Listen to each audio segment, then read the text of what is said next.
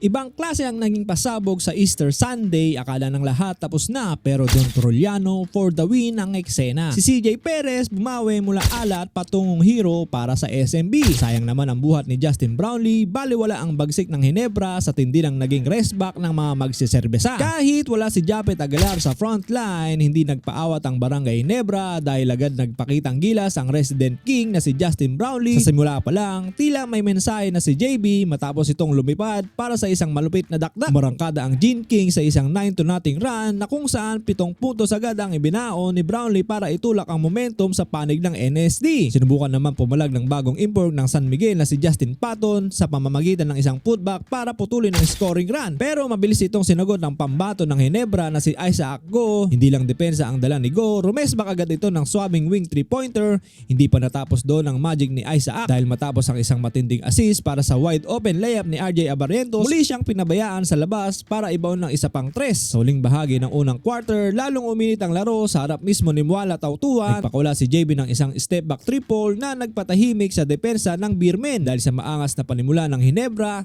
tinapos nila ang unang quarter na baon sa double digit ang SMB, 26-12. Uminit agad ang laro sa second quarter nang salpakan ni Justin Patton ng isang matinding end one si Norbert Torres. Dito na nagsimulang bumelo ang San Miguel Beer. Sinamantala ng Beermen ang sunod-sunod na pito ng referee laban sa Gene Kings para ilunsad ang isang mabalasik na 9-0 run dahil sa left side ng tawa. Naiwan bukas si Don Trollano sa wing para ibaon ng isang tres.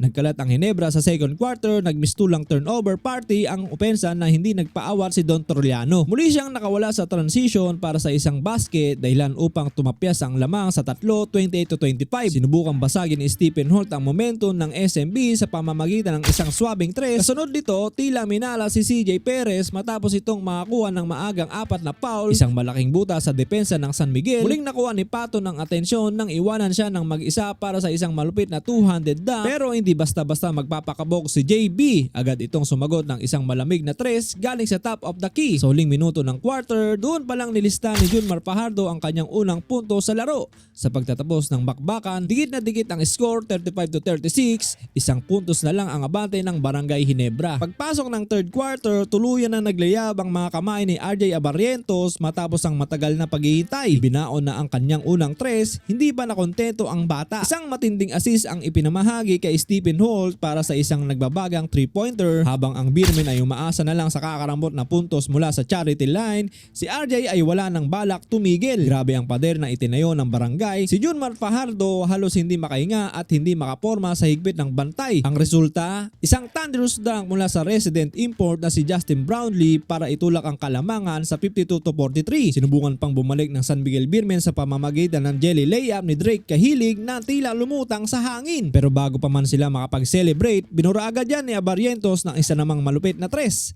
Sa quarter na to, humakot si RJ ng 13 points. Sa huling minuto ng yugto, nagparamdam na rin sa wakas ang The Predator CJ Perez sa kanyang unang tres. Pero sadyang matindi ang kapit ng Ginebra, 66-58. Kontrolado pa rin ng Barangay Ginebra ang laro. Uminit ang bakbakan sa playoff period matapos biglang maglayab si CJ Perez. Ang dating 8-point lead ng Ginebra parang ice cream na natunaw sa init ng opensa ni Perez. Hindi pa doon natapos ang ragasan ng Beermen sa isang mabilis na 4-0 run. Tuluyang binaligtad ng San Miguel para makuha ang manibela.